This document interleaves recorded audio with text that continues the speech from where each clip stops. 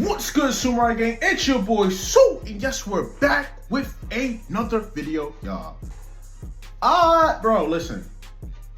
I don't know why was this even a video, bro. And I love Goku to pieces, bro. That's my guy. Some Wukong, who's based off of. Listen, he could make 76,000 versions of Zeno Goku that are way stronger, and he's gonna get cooked. This is bad. We about to see who wins. I already know who wins. This is bad, bro. Like, how are you supposed to fight that? You gotta let Goku eat them peaches, right? Eat them peaches in that field where he ate from. Train on the Sun Wukong, because there's no way. Absolutely not. No. There is no conceivable way Zeno Goku puts up a challenge. He has to learn from him. He's gonna have to train him. And then maybe. He might have... Bro, Goku probably would have gotten a form way stronger than Ultra Instinct. Because nobody in the verse of DBS can hold a candle to Sun Wukong at all. None of the angels. They're not even strong compared to him. But anyway, subscribe to the channel. We're gonna check it out. Zeno Goku versus Sun Wukong.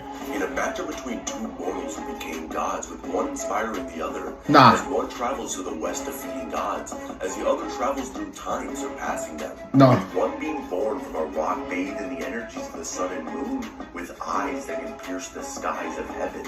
With the other being a time patroller throughout. Why he sounds like Divine? Like they sound too much alike. An infinite history that trumps overseas, with some of the weakest characters being able to hold up all of creation, still regards Zeno Goku as the strongest person you could possibly imagine. So what would happen if they were face to face? Who would win? Bro, it was a good fight. It was cool. Zeno Goku lost to MUI Goku, so that lets you know that he ain't the strongest. Zeno Goku or Sun Wukong? Sun Wukong, a deity that possesses immense strength with an unwavering love for life and wisdom. The man can't die. You can't kill him. So let's get that out the way. He has multiple layers of immortality. He's omnipresent. He jumped out of Buddha's hand. He's all-knowing. He's everywhere at once. I already said that. He's omnipresent. He's omnipotent. He has multiple layers of immortality. I already said that. Like, that alone makes you not able to win. Because you're not going to be able to beat him. Ever. Unless you got every single ability that you got. Plus your transformations. Yeah. He has taken a solemn vow to never succumb to death, regardless of how many monsters, demons, or gods descend upon him. Oh yeah, I'm definitely getting this game. Sun Wukong achieved multiple layers of immortality by eating pills of longevity, practicing Tao, and eating an entire garden of heavenly peaches. With each of these peaches granting another layer of immortality, Sun Wukong possesses the extraordinary ability to shapeshift into anything he desires, and has a mastery of the 72 transformations, which allows him to have 72 lives. Yes. Yes. How does Goku? I don't care what Goku got. I don't care what he got. He ain't winning. He not winning. This remarkable aspect of his power means defeating him requires a daunting task of ending an immortal existence 72 times over. Even when confronted with the most extreme... He can make... And my boy got a Nimbus. That's where Goku got it. So, and a power pole in his hand. Oh yeah, it's quiet. Okay, so I feel like this is going. Goku's journey is truly over when he becomes something like Sun Wukong. Like when he becomes something like that, that's when I feel like his journey is over. And then we could finally assess him at his strongest peak. Bro, 84,000 copies of Zeno Goku fighting one Zeno Goku, who are all stronger and have infinite speed. And then on top of that, they got every ability that Sun Wukong has, because they are Sun Wukong. They just look like you. So not only do he have your abilities, because he can copy them, he has his abilities on top of the 72 layers of immortality that he has. How are you winning? You're not damaging him. How? I just don't think, I don't see it at all. Extreme measures such as all of heaven's resistance, including the formidable demoralizing furnace, only acts as an augment to his overwhelming strength. He don't win, Sun bro. Wukong's remarkable abilities extend even further as he possesses the unique technique to replicate his opponent's strength. This incredible skill was Do you see what I'm talking about? Like, there's not nobody, I can't think of nobody besides God himself. Besides God himself from the Bible who can beat him. There's nobody else. Nobody else. You can't name me 2 characters right now that beats him. You can't name not one. Dominantly displayed in his epic battle with the deity Prince Nocha. When Nocha transformed into a formidable state, growing 3 additional heads and 6 arms, Sun Wukong responded with laughter and effortlessly matched this newfound power. His capability to mimic his opponent's abilities knows no bounds and it solely relies on his imagination. Bro, he would sit here and copy a Super Saiyan transformation. Do you see how messed up that is? He would sit there like, oh, that's actually pretty dope. And it's unique to your people. Let me try it. What? What? Come on. Quest to find a suitable weapon, Sun Wukong boldly stormed into the Dragon King's palace and seized the Rui Jing Fang, a magical staff innate with the design to measure the depths of the ocean and possesses the extraordinary ability to change in size at will. Much like Sun Wukong himself, it can shrink to the size of a needle or stand to pierce the very clouds of heaven, which is what Sun Wukong did with his eyes alone after just being born into this world. Sun Wukong has 84,000 hairs on his body, granting him the ability to transform them into virtually anything he desires. This includes... He could make a whole universe with the strand of his hair. Are you shitting me? Capacity to create weapons, duplicates of his adversaries, and even replicas of himself. This ability makes battling Sun Wukong a challenge that defies repetition, as it essentially means confronting an almost infinite number of opponents, all of whom can instantaneously match your power, and possesses numerous layers of immortality, and grows stronger with each attempt at killing them. As Sun Wukong gets even stronger, he's able to defeat a staggering 600 gods, with 28 of them being constellations. He was able to lift the entire infinite Milky Way galaxy over his head, and even held up all of Mount Sumer, which is described in Buddhism as a mountain that holds all of existence, and even defeated entities that could destroy all of existence with a whistle. During his journey to the west, Sun Wukong achieved a state of perfect enlightenment, transcending into the remainder stage of Nirvana. This stage of Nirvana transcends all notions and constraints, existing as a limitless, boundless entity that surpasses all limitations and concepts. Well, what did you expect from the god who demanded to be formally acknowledged as the great sage equal to heaven? Within Buddhism, there's a concept known as the Buddhist Cosmo. This idea uses 7 physical and temporal dimensions to symbolize the 7 Sumerian realms, with the incomplete stage of Nirvana being inaccessibly above all 7 worlds. Life, death, and reincarnation are all eternal existences that make up the karmic cycle. When one transcends samsara, they are no longer constrained by these conceptions, since every concept of life and death, including dimensions, would remain within it. Achieving this level of power, Sun Wukong has now acquired Atman, which according to Hindu and Buddhist philosophy, Atman is the ultimate state of existence and the primary goal of the Buddha. Atman is the universal self above all things in the chains of existence known as moksha. Atman is beyond all cosmic truths, including identity, personality, and even... Didn't we say that, like in the previous video that I did with the Scarlet King, it said that he could make the rules for the truths, facts, myths, anything that you think you deem logical, he could make it up for himself, to benefit him, right? Right here, Sun Wukong is above all of that. That's nuts.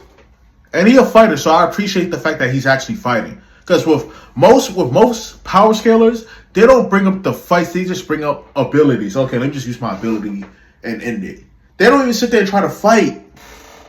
They don't even sit there and try to fight. Like, I don't want to see your abilities. I just want to see you fight. And if you look like you're about to lose, then you can use your abilities. in existence itself. itself, known as Gautama Dharma Sutra. Existing above mathematics, dualism, Taoism, and all other notions of existence, including space and time. But we're not done yet. At the end of his epic journey, Sun Wukong stands before the Buddha himself and achieved the pinnacle of Nirvana, transcending to the complete stage of enlightenment. In this transcendent state, he transformed into the sage over heaven, the fighting Buddha, Buddha Wukong. This profound realization Hey, that's kind of fire. Buddha Wukong. of Nirvana propelled him into an unparalleled level of power, surpassing even the Bodhisattvas who had attained the remainder stage of Nirvana, and has even stated that Buddhas are beyond their comprehension, as Bodhisattvas are part of the transcendent. In this state, he stands above all worlds, never returning to anything lower, meaning an infinite hierarchy of outer-versal being with Wukong looking down on all of them, reaching high outer-versal strength and becoming all-knowing, all-powerful and omnipresent, the great sage over heaven, the Monkey King, the fighting Buddha, Sun Wukong. So how can the inspired beat the original? He can't! Zeno Goku, an alternate iteration of Goku featured in the spin-off series Dragon Ball Heroes, encompassing both the anime and the video game adaptation. Following his adventures in Dragon Ball Z, the movies, GT, and even the initial stages of Dragon Ball Super, he became a time patroller tasked with preserving the integrity of all the infinite timelines and safeguarding the entirety of existence itself. He embarks on journeys through history, engaging in fierce battles against the Dark Empire, making him the guardian of history. Zeno Goku working through the time nest is where all history is stored, and this is where people like Chroma live and oversee everything in history. Although she would get completely obliterated by pretty much everyone in Dragon Ball Heroes, she's still extremely powerful in full perspective. While Zeno can destroy entire timelines, Chroma was actually able to merge multiple of these timelines together casually. She's completely unhinged from time itself and has the strength with her bare hands alone to hold up all of creation. Demigra, an interdimensional demon stuck in the crack of time and planned to destroy all possible paths of history, with statements regarding there to be an infinite or uncountable amount of them. With Dragon Ball timelines housing realms like Otherworld that have been explicitly stated to I feel like a better fight would have been like your cat from the Xenoverse series. Like if you would have said your cat, because he or she or any race can use every single ability in that game, in that verse. So by default, your cat is infinitely stronger. Transcend the mortal universe indefinitely, and there are even realms that hold the Sukaruku space and hyperbolic time chamber, which have been stated to have no concept of space and time existing. I'm not gonna lie, it's looking real bad, bro. It's looking so damn bad for Goku, bro. And Goku, I take Goku over Wukong because Goku's my guy, right? But I appreciate and respect Sun Wukong or Buddha Wukong because of how strong he is, right? But listen, it was a good fight. Not even a good fight. This was easily probably the easiest fight Wukong will ever have. Alluding to the idea of Platonism, a philosophical perspective positing the existence of abstract objects above infinite transcendental dimensions, as these concepts are essentially the source of which everything originates. Destroying this would grant you outer-versal strength, with destroying an infinite amount of them making you infinite outer-versal. As previously stated, Demigra intended to obliterate all of these constructs to reduce them to absolute nothingness, including the time nest that exists external to all of them, as Dragon Ball seems to follow the many worlds interpretation, possibly making each of these outer-versal constructs that exist within each of the timelines transcend each other, making the time nest itself high outer-versal. This places Demigra in the league beyond characters like Meki Kabura, who can devour all the infinite timelines and regenerate endlessly. Demigra even absorbs Toki Toki, a bird of necessary existence and responsible for creating all of the infinite histories, granting him power beyond human comprehension and fate itself. However, despite this incredible power, Demigra ultimately proves to be insignificant, as he's easily overpowered by Zeno Goku in his base form alone. Existing outside of everything exists Beats World or the real world, which perceives the entire Dragon Ball Heroes cosmology as fiction. It's important to note that these distinctions are not merely related to higher geometrical dimensions in the real world, as both the video game and the real world share the same spatial dimensions, length, width, and height. In the Dragon Ball Heroes video game, characters like Beat must assume avatars to enter this game, signifying there's a fundamental difference in conceptual reality. This conceptual existence is beyond the spatial dimensions of the game, as they share the same spatial coordinates, just on a different conceptual plane.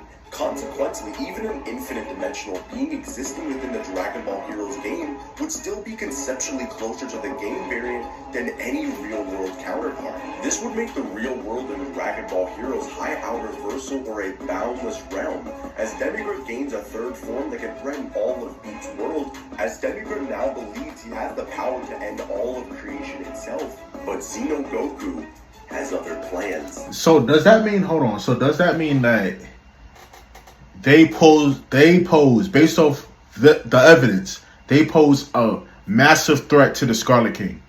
Because I don't know, like, even though we watched the video on the Scarlet King, we don't know his hacks. What can he actually do?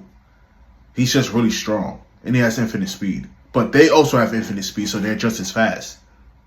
So, and they're high outer, just like how he's high outer, right? So does Zeno Goku, he could put up a great fight against the Scarlet King. I could say that.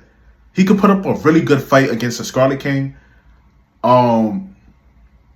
Yeah, that's pretty much what I could say. Like, this version of Dragon Ball is cracked. Like, they're broken.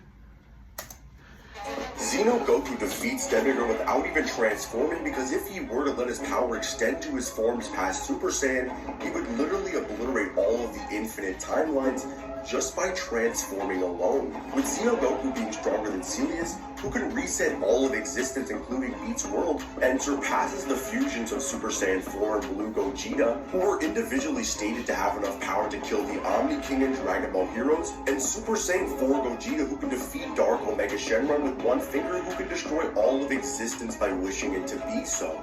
With Zeno surpassing the God of Destruction, who themselves can reduce Beats' world into nothingness. With the fusions having power that transcends dimensions, as Zeno Goku even was able to fight against Fu, who transcended to the charisma world that views even Beats' world as fiction. Being connected to the Xenoverse games gives him a plethora of hacks such as boundary manipulation, meaning there's nothing he cannot achieve, and even makes the impossible possible. He even has acausality, which is being above cause and effect itself, as Demigra had the ability to change fate and probability, and we know how that went. He has the ability to control life, matter, space, reality, probability, and even has conceptual manipulation.